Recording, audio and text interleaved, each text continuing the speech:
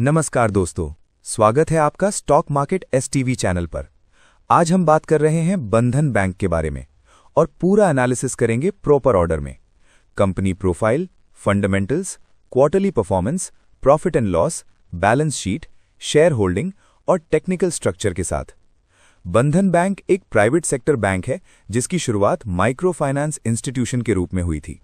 Bank का major focus retail lending, micro finance loans, MSME loans और affordable housing segment पर है। Bank की स्ट्रॉन्ग प्रेजेंस ईस्टर्न इंडिया में है, लेकिन धीरे धीरे पैन इंडिया एक्सपेंशन भी कर रहा है। हाई यील्ड लेंडिंग मॉडल होने की वजह से निम स्ट्रॉन्ग रहता है, लेकिन माइक्रो फाइनेंस एक्सपोजर के कारण एसेट क्वालिटी वॉलेटिलिटी भी रहती है। करंट मार्केट प्राइस लगभग 171.35 के आसपास चल रहा है।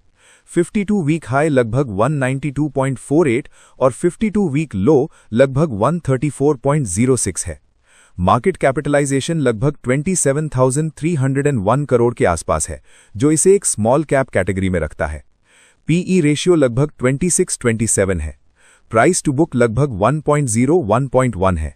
बुक वैल्यू पर शेयर लगभग 153 रुपीस है। आरओई लगभग 11-12% और आरओसीई लगभग 7.82% है। आरओए लगभग 1.4-1.5% है। डिविडेंड यील्ड लगभग 0.8-0.9% है। नेट इंटरेस्ट मार्जिन लगभग 6.87% के आसपास है। कैपिटल एडिक्वेसी रेशियो लगभग 18-19% है, जो कंफर्टेबल लेवल है। ग्रॉस एनपीए लगभग 4.5-4.8% और नेट एनपीए लगभग 1.2-1.3% है। अब क्वार्टरली परफॉर्मेंस की बात करें तो रीसेंट क्वार्टर्स में नेट इंटरेस्ट इनकम में ग्रोथ देखी गई है, लेकिन प्रोविजनिंग प्रेशर के कारण नेट प्रॉफिट में वॉलेटिलिटी रही है। लेटेस्ट क्वार्टरली नंबर्स में प्रॉफिट सीक्वेंशियल बेसिस पर स्टेबल दिखा, लेकिन ईयर ऑन ईयर कंपैरिजन में माइक्रो फाइनेंस स्ट्रेस का असर दिखाई देता है।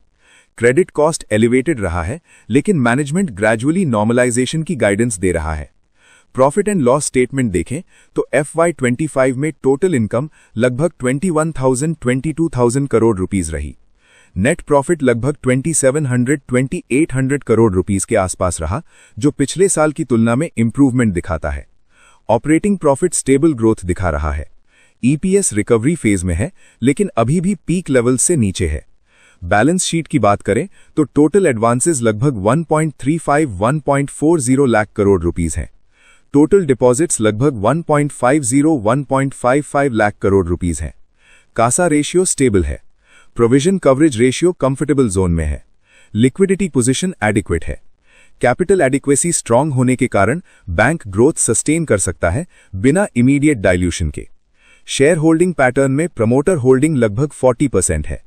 FII होल्डिंग लगभग 20-23% है। DII होल्डिंग लगभग 18-19% है। पब्लिक शेयर होल्डिंग लगभग 19% है। प्रमोटर प्लेज नेग्लिजिबल है, जो पॉजिटिव सिग्नल है। अब टेक्निकल एनालिसिस पर आते हैं। डेली टाइम फ्रेम में स्टॉक 160-162 जोन पर सपोर्ट लेता हुआ दिखता है। मेजर सपोर्ट 150 रुपीस पर है। रेजिस्टेंस 172-175 जोन में है। स्ट्रॉन्ग रेजिस्टेंस 185 रुपीस पर है।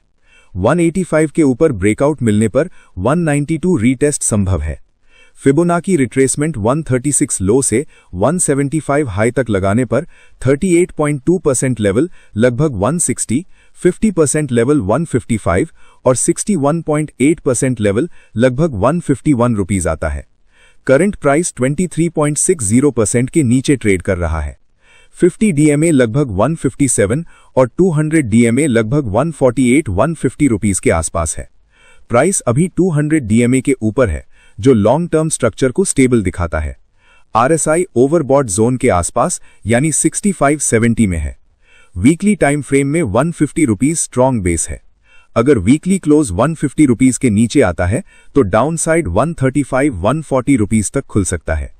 अपसाइड में 180-185 वीकली रेजिस्टेंस है। 185 के ऊपर सस्टेनेबल ब्रेकआउट आए तो 200 साइकोलॉजिकल लेवल पॉसिबल है। Overall weekly structure sideways to mildly positive है। क्लियर अप ट्रेंड के लिए हायर हाई पैटर्न जरूरी है। ओवरऑल व्यू में फंडामेंटली बैंक स्टेबल है, लेकिन micro finance asset quality monitor करना जरूरी है। वैल्यूएशन एक्सपेंसिव नहीं है। पीबी नियर 1 है, जो लॉन्ग टर्म इन्वेस्टर्स के लिए अट्रैक्टिव हो सकता है। टेक्निकली स्टॉक कंसोलिडेशन फेज में है। फ्रेश एंट्री 160-165 जोन में स्टैगर्ड तरीके से कंसिडर की जा सकती है।